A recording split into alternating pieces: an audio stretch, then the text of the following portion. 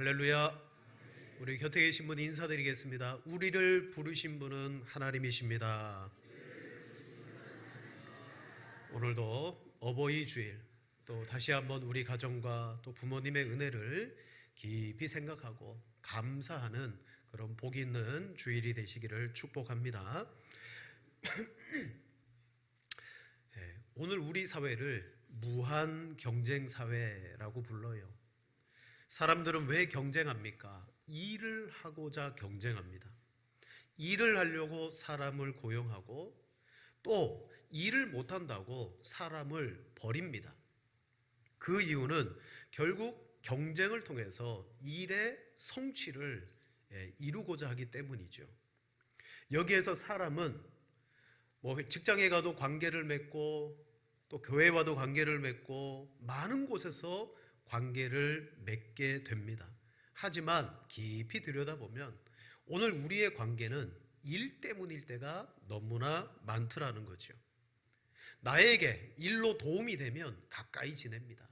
나에게 도움이 되지 않으면 그 사람을 때로는 관계를 포기하죠.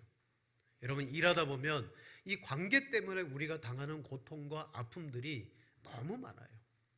직장 생활은 좋은데 그 직장에 그 사람 생각하면 회사 나가기 싫은 경우들이 많잖아요. 그렇다면 하나님은 일이 중요하실까요? 사람이 중요할까요? 당연한 말씀입니다. 하나님은 언제나 일보다 사람을 중요하게 여기셨습니다. 오늘 우리를 이렇게 교회로 부르신 것은 죄로 깨어졌고 경쟁하고 일 때문에 세상 가운데 우리가 누려야 될 진정한 관계의 하나됨, 그 복을 우리가 잃어버렸을 때 하나님께서 교회로 모아주시고 너희는 이런 존재다, 나는 너희를 이렇게 사랑하고 너희를 이렇게 바라본다, 교회를 통하여 하나님께서 우리를 아름다운 관계로 세워나가시고자 불러주신 줄로 믿습니다. 그래서 1절에 이렇게 말하죠. 우리 1절을 다시 한번 읽겠습니다. 그러므로 주 안에서 갇힌 내가 너희를 권하노니 너희가 부르심을 받은 일에 합당하게 행하여. 아멘. 자, 1장부터 4장까지는 우리가 무엇을 믿느냐, 거기에 대한 말씀이었어요. 이제 오늘 본문 또한 이 이후에 6장까지의 말씀은 그렇게 믿는 사람들은 어떻게 행할 것이냐, 그걸 말해줘요.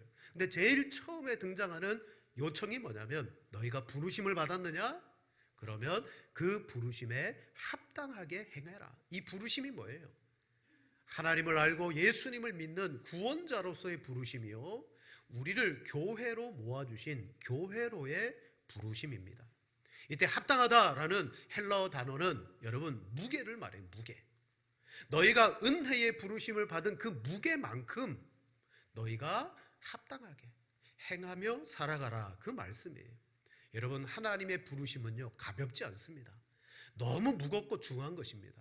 그래서 우리는 거기에 합당한 자로 살아가야 됩니다. 그렇다면 왜 하나님이 우리를 부르셨느냐?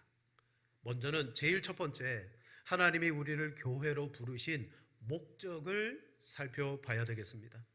이 세상에 존재하는 모든 피조물들 존재의 목적이 없는 것이 없어요. 근데 이 목적을 부여하는 존재가 누구냐? 쉽게 말씀드리면 만든 사람이 그 존재를 너는 이런 목적이 있다, 목적을 부여해요. 여러분, 이 세상에 있는 모든 존재들 뿐만 아니라 나의 존재의 가치를 누구에게 확인하냐면 하나님을 알아야 내 존재의 가치를 압니다. 창조주 하나님을 모르면 우리의 존재의 가치, 존재의 이유를 알 수가 없어요. 그럼 하나님은 왜 우리뿐만 아니라 우리를 교회로 부르셨을까? 그 목적에 대해서 에베소서 1장 10절에 말씀하고 있습니다. 이렇게 말합니다. 하늘에 있는 것이나 땅에 있는 것이 다 그리스도 안에서 통일되게 하려 하심이라. 아멘. 예수 그리스도 안에서 하늘에 있는 거나 땅에 있는 모든 것들이 통일되게 하려 하심이라. 여러분, 통일된다는 것은 지금 상태가 어떻다는 겁니까? 나뉘어져 있다, 분열되어 있다, 갈라져 있다. 세상은 갈라졌습니다. 성경은 죄가 들어가는 곳마다 분열이 일어나고 죄가 들어가는 곳마다 갈라져요. 죄가 우리 가정에 들어오잖아요. 가정이 깨어집니다. 죄가 교회 안에 들어오면 교회가 분란이 일어나고 교회가 분열이 일어납니다. 즉 죄는 이 세상의 아름다운 하나된 공동체를 다 깨트려 버렸어요. 그러나 반대로 예수님을 제대로 믿으면 가정이 회복되는 줄로 믿습니다. 예수님을 제대로 믿으면 분열된 것이 회복되고 깨어진 것이 아름답게 봉합되면서 하나 되는 역사가 일어나요. 여러분, 그게 구원이에요. 구원은 우리의 죄의 문제가 해결되고 영원한 천국에 이르기까지 이 땅에서 그리스도 안에서 모든 관계가 회복되어져 가는 것. 그래서 하나님이 예수님을 이 땅에 보내신 목적은 하늘에 있는 거나 땅에 있는 모든 분열되어진 것들이 예수님 안에서 하나 되게 하려 하심이라. 하나님의 계획은 그리스도 안에서 모든 것이 하나 되고 통일되게 하려는 거예요. 자, 우리 부가적으로 말씀을 한 절 더 보겠습니다. 에베소서 3장 9절 11절. 우리 한 절씩 교독합니다. 제가 먼저 봅니다. 영원부터 만물을 창조하신 하나님 속에 감추었던 비밀의 경륜이 어떠한 것을 드러내게 하려 하심이라.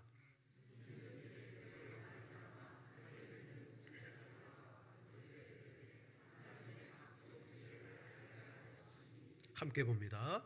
곧 영원부터 우리 주 예수 그리스도 안에서 예정하신 뜻대로 하신 것이라. 아멘. 에베소서는 교회론에 대해서 중요하게 말합니다. 여기도 교회의 목적을 말하죠. 자, 영원 전부터 창조하신 그 만물 속에 감추어진 하나님의 비밀의 경륜이 어떠한지를 하나님은 드러내신다. 누구를 통하여? 이는 이제 교회로 말미암아 하늘에 있는 통치자들, 권세들에게 하나님의 각종 지혜를 알게 하려 하심이라. 여러분, 예수 그리스도를 통하여 만물을 통일하게 하시는 것이 하나님의 목적이었고, 그 하나님의 목적을 이루는 기관이 뭐냐? 교회입니다. 하나님은 교회를 통하여 하나님의 놀라운 경륜을 드러내고 하나님의 영광을 드러내는 일에 우리를 사용하세요. 이게 우리가 존재하는 목적입니다. 그런데 여러분, 지금 세상의 교회가 어떤 모습으로 드러나고 있습니까? 하나님의 경륜을 세상 사람들에게 드러냅니까? 하나님의 영광을 드러냅니까? 그렇지 않잖아요. 도리어 교회 때문에 하나님의 영광이 가리워져요. 저는 이유가 어디에 있다? 죄가 교회 안에 역사함으로 말미암아 교회가 분열되고 교회가 깨어지니까 여러분, 세상에 드러낼 것이 없는 거예요. 사랑하는 여러분, 교회가 하나 될 때 하나님의 이 목적이 이루어집니다. 그러므로 사도 바울은 우리가 무엇을 믿느냐, 어떻게 구원받았느냐 앞에 교리를 말하고 이제 제일 처음으로 너희가 부르심을 받았는데 그 부르심에 합당한 대로 살아가라. 그게 뭐냐면 뒤에 말씀의 내용을 보면 하나 되기에 힘써라 라고 말합니다. 우리 부르심을 받았습니다. 이때 우리가 성령 안에서 하나 되기 위해서 힘써야 돼요. 이 말은 이런 겁니다. 너가 할 수 있는 모든 능력을 다 동원해서 교회의 하나됨을 지켜나가라는 거예요. 이게 성령께서 우리를 하나 되게 하신 이유다라고 말씀합니다. 여러분, 지금 사도 바울이 이 하나됨을 말하고 있지만 이것을 먼저 말씀하신 분이 예수님이에요. 예수님은 십자가에 못 박히시기 전에 대제사장의 위치로서 하나님께 기도드렸어요. 요한복음 17장 11절 말씀. 나는 세상에 더 있지 아니하오니 그들은 세상에 있사옵고 나는 아버지께로 가옵나니 거룩하신 아버지여 내게 주신 아버지의 이름으로 그들을 보존하사. 함께 봅니다. 우리와 같이 그들도 하나가 되게 하옵소서. 아멘. 예수님이 이 땅에 오셔서 이루시고자 하시는 일이 뭐냐? 하나님이 천상에서 일체로, 삼위일체로 하나로 계셨어요. 오늘 뒤에 4절 이하의 말씀이 뭡니까? 하나님도 한 분이시요 세례도 하나요. 하나됨을 고백합니다. 즉 우리의 하나됨은 하나님께로부터 온 거예요. 세상은 죄로 깨어졌어요. 그리고 하나 되게 하기 위해서 제자들을 모으셨어요. 그리고 아버지께 말합니다. 아버지의 이름으로 그들을 보존하사 우리와 같이, 삼위 하나님의 일체와 같이 그들도 하나 되게 해 주옵소서. 근데 여기 말하는 그들은 딱 제자들만 말하는 게 아니에요. 요한복음 17장 9절에 이렇게 말합니다. 내가 그들을 위하여 비옵나니 내가 비옵는 것은 세상을 위함이 아니요 내게 주신 자들을 위함이니이다. 그들은 아버지의 것이로 소이다. 아멘. 제자들, 그 이후로 복음을 믿을 모든 하나님의 백성들, 그들을 위해서 기도해요. 뭘 기도했습니까? 두 가지를 기도했어요. 첫째, 모든 세대의 교회가 하나님, 우리가 하나인 것처럼 저들도 하나가 되게 해달라고. 이게 첫 번째 기도예요. 두 번째는 하나 된 교회를 통하여 세상이 하나님을 알게 해 주십시오. 여러분, 교회의 부르심은 두 가지입니다. 하나됨을 위해서 부르셨어요.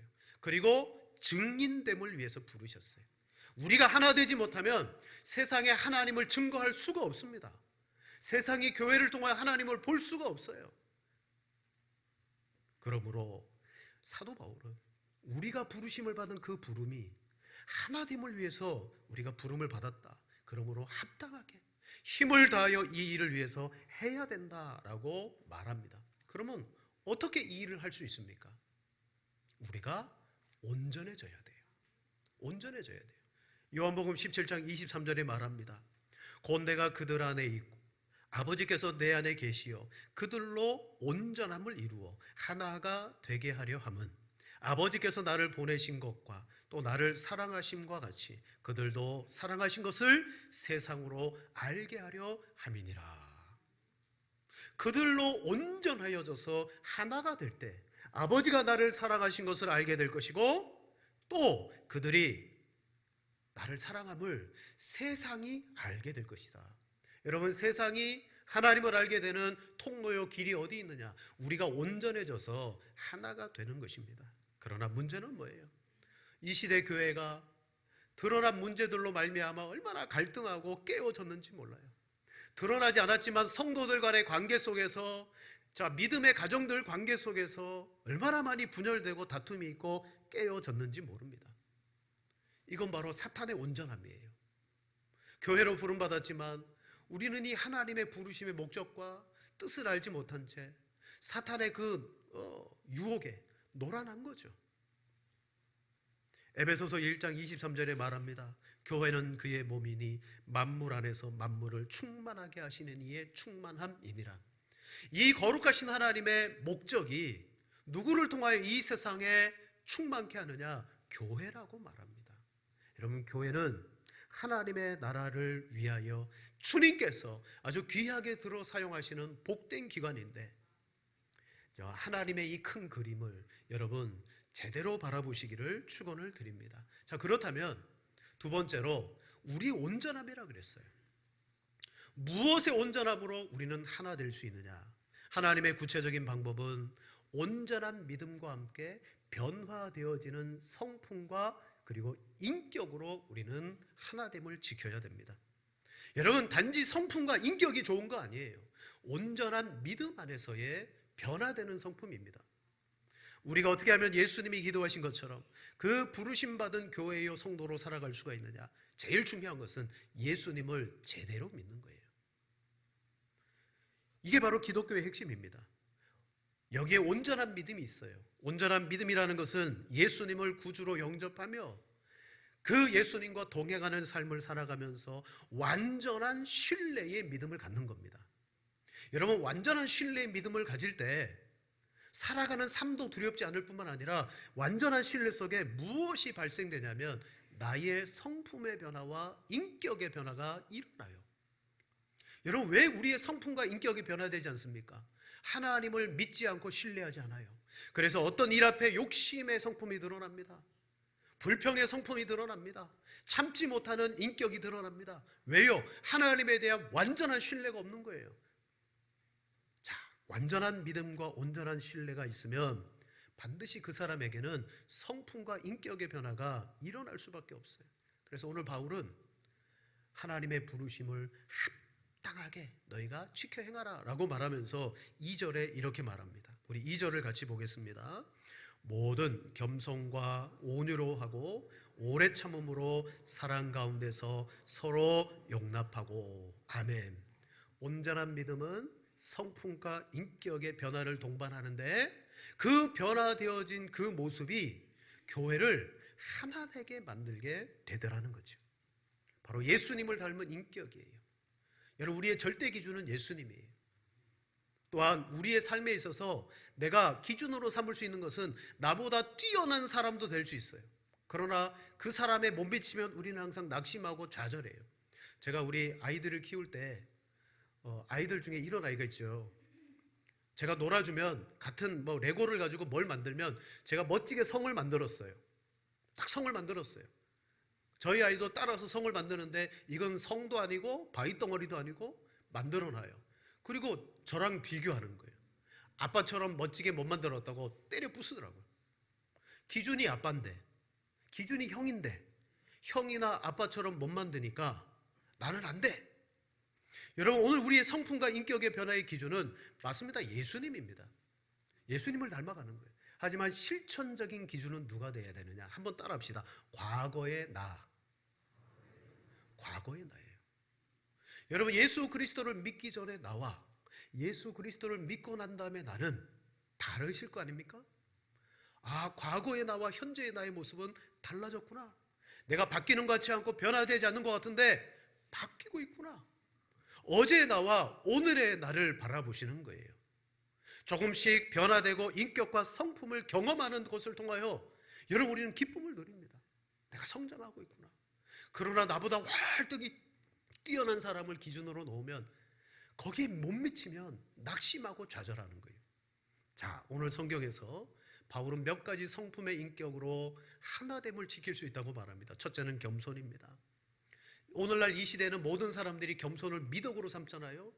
하지만 이 로마 시대 당시에는 자신을 낮추고 겸손하는 존재들은 오직 누구만 그랬느냐? 노예들만 겸손을 요구했어요. 그렇다면 자유인들과 주인들은 겸손이 아니라 무엇이 미덕이었냐면 자기를 주장하는 것이 미덕이었어요. 이런 세상에서 사도 바울은 교회와 성도들에게 겸손을 요구합니다. 바로 예수님이 그렇게 겸손하셨거든요. 그렇다면 진정한 겸손이란 뭘까요? 단지 다른 사람 앞에서 겉모습으로 나를 낮추는 거, 그거 겸손일 수 있지만 성경이 바라보는 겸손은, 진짜 겸손은 내가 겸손할 수 없는 사람 앞에 나를 낮춤에도 불구하고 내 마음에 전혀 자격지심이나 갈등이나 상처가 일어나지 않을 때 그게 겸손이라고 말합니다. 우리는 힘이 있고 높은 사람에게 당연히 겸손합니다. 근데 나보다 낮은 사람, 좀 내가 생각할 때 못 미치는 사람, 그 사람 앞에 내가 겸손할 때 내 마음속에 자격지심이 일어나요. 저 사람이 뭔데 내가 이렇게 낮아져야 되지? 그건 겸손이 아니라는 거예요. 진정한 겸손은 아무리 내가 나를 낮춰도 상처가 없어요. 두 번째는 온유입니다. 겸손과 더불어 바울은 이 온유한 성품을 가진 자들이 교회를 하나 되게 만든다고 말합니다. 온유는 우리 생각할 때 그냥 부드러운 거, 그게 아니에요. 온유는 내 안에 힘이 있지만 그 힘을 다스릴 수 있는 성품을 말해요. 즉, 내가 할 수 있어요. 화낼 수 있어요. 짜증낼 수 있어요. 다른 사람에게 지시할 수 있어요. 그러나 하나됨을 위해서 내의 그 힘을 억제함으로 말미암아 성령의 다스림을 받을 때, 그때 그게 온유가 되는 거예요. 예수님은 이렇게 고백했습니다. 나는 온유하고 겸손하니. 죄인들과 함께하면서 자신을 낮추었음에도 불구하고 예수님의 마음속에는 하나님이신 예수님이 죄인과 낮아졌음에도 상처가 없어요. 그 권능의 하나님이 천지 만물을 창조하고 변화시킬 수 있는 권능으로도 어떻게 했습니까? 참고 온유하셨어요. 바로 그것이 하나님의 나라를 하나 되게 만드는 능력인 것처럼 오늘 성경은 우리에게 겸손과 온유를 제일 먼저 성품에 두고 있습니다. 여러분, 교만하게 되면 분열이 찾아와요. 압살롬의 거만, 자기 아버지를 반역해서 내가 왕이 돼야 되겠다. 그 거만은 결국 이스라엘을 분열로 이끌었어요. 하지만 요셉, 애굽에 팔린 요셉의 겸손은 그렇게 불화했던 형제들과 가정의 관계를 어떻게 만들었습니까? 하나 되게 만들었어요. 이와 같이 겸손과 온유함을 가진 성도는 교회를 하나 되게 만드는 동력이 있는 줄로 믿습니다. 온유한 사람, 충분히 자기를 주장할 수 있음에도 불구하고 주장하지 않아요. 근데 실제 교회는 어떻습니까? 다툼이 일어나고 갈등이 일어나고 모두가 다 자기를 주장하고 자존심을 내세우고 그러더라는 거예요. 그래야 내가 신앙생활을 잘하는 것처럼 생각하는 거예요. 나는 속 시원하겠죠. 그러나 그 뒤에 교회는 알게 모르게 갈등과 깨어짐과 분열이 일어나고 세상의 만유를 통일하는 기관이 아니라 세상으로부터 비방받는 그러한 기관이 될 수밖에 없더라. 여기에 우리가 더 나가야 될 성품은요, 오래 참음으로 용납하는 겁니다. 용납. 인내가 필요해요. 한 번, 두 번 겸손하고 한 번, 두 번 온유할 수 있어요. 그러나 어떻게 하면 하나 되느냐? 오래 참고 사랑으로 용납해야 된다라고 말합니다. 실은 교회 안에 때로는 아무리 내 인생의 경험을 봐도 이해되지 않는 사람이 있습니다. 못 받아들이는 사람이 있어요. 여러분 좀 우리 솔직해지시죠? 나는 정말 그 사람 이해 못하겠어. 나 다 교회 모든 성도들은 내가 다 받아들이겠는데 그 사람만 나는 못 받아들이겠어. 여러분 이게 제대로 된 신앙, 온전한 믿음일까요? 아니죠. 어떻게 해야 됩니까? 참으시는 거예요. 오래 참으면서 그를 용납해야 됩니다. 용납이라는 것은 있는 그대로 받아들이는 거예요. 저 사람은 저런 사람이구나. 그 있는 그대로 받아들이고 내가 저 사람을 어떻게 할 수 있는 것이 아니야. 저도 하나님을 믿기 때문에 온전한 믿음이 그에게 들어가면 그도 성품과 인격의 변화가 일어날 거야. 우리가 그 사람 보고 참는 거 아니에요. 하나님 보고 참는 거예요. 그게 뭐예요? 사랑으로서 이루어지는 하나됨입니다. 오늘 본문은 사랑 가운데 서로 용납하라 라고 말합니다. 겸손하고 온유하고 오래 참고 용납할 때 사랑이 그 속에 열매를 맺어서 하나가 되는 겁니다. 여러분, 하나님은 우리가 얼마나 많은 일을 하고 왔느냐를 보지 않으세요. 하나님은 너는 얼마나 하나됨을 위해서 너 자신을 헌신했냐. 하나님 그걸 보세요. 일의 하나님이 아니에요. 여러분, 교회 안에 열심히 일하는 그러한 성도일수록 좌우 충돌하고 깨어짐이 있고 그럴 때가 너무 많아요. 왜? 나는 이 일을 해야 되는 거예요. 근데 저 사람이 안 받아주고 맞춰주지 않고 갈등이 일어나요. 그래서 그 속에 결국은 싸움이 일어나고 어떤 사람은 그 갈등과 다툼 속에 패배자가 되고 어떤 사람은 승리자가 돼요. 근데 꼭 기억하십시오. 교회 안에서 싸우면 아무도 승리자가 아닙니다. 교회 안에서 갈등과 다툼으로 싸우게 되면 승리자가 없어요. 그러므로 오래 참음으로 용납하시는 여러분 되기를 축복합니다. 라이놀드 니버라는 목사님이 이 부분에 대해서 이렇게 고백했습니다.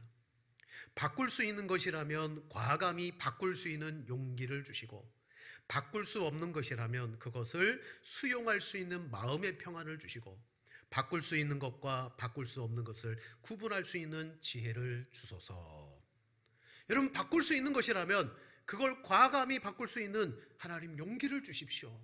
그러나 바꿀 수 없는 것이라면 그걸 수용할 수 있는 마음의 평안을 주십시오. 우리는 정말 말로는 하나가 돼야 된다라고 하지만 실제로 하나 되기가 너무 어려워요. 왜? 우리는 죄성을 가진 죄인입니다. 이 죄를 극복하기 위해서는 반드시 뭐가 필요합니까? 온전한 믿음이에요.